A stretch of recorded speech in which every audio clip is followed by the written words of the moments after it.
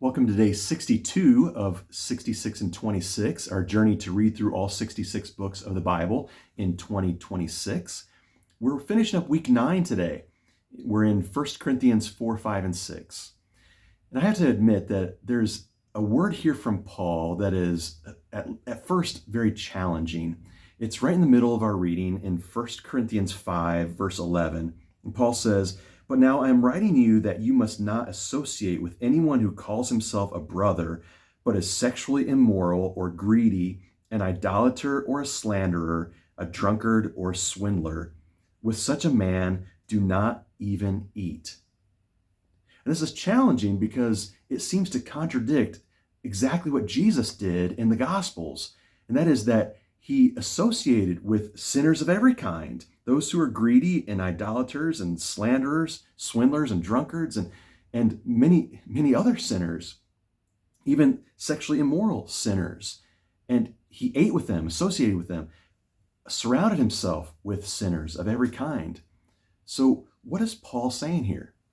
I think we have to see an important difference between what Jesus was doing in the Gospels and surrounding himself with sinners and showing forgiveness and grace to those who acknowledged their sin and wanted to turn their life around. They acknowledged that they were in the wrong and they were wanting to come back to God. And God has amazing grace for sinners like that.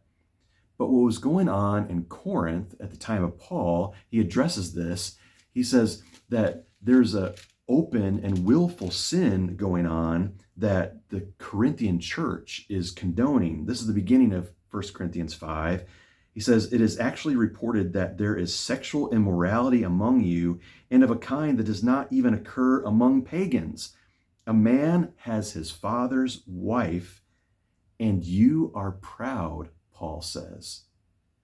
The Corinthians are proud that they're allowing this person in their fellowship to be open and willful in staying in that sinful lifestyle, which Paul says is a real problem for the Corinthian church. Not only is it condoning sin, which is wrong, it's showing others that you can show cheap grace, and it's actually harming the reputation of the church, harming the reputation of Christ, and making it cheap grace.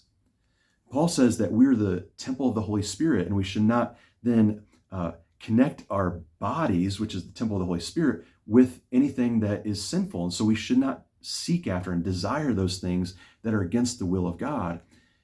Are we going to fail?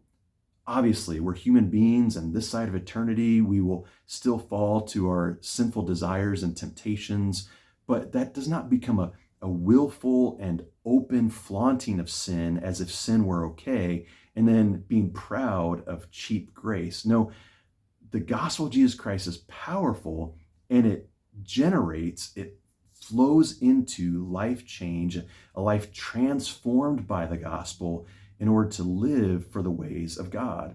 And that's the life that Paul is calling the Corinthians to, and what he's calling us to.